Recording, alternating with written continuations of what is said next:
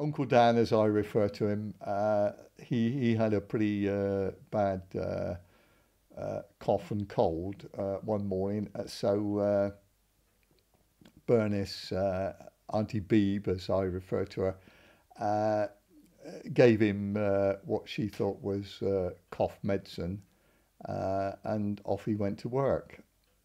Fortunately, when he came back, he was feeling much better, and he said, "I don't know what that cough mixture was, but it really did the job." And she took a look at it, only to find that it was horse liniment. But nevertheless, it done the job.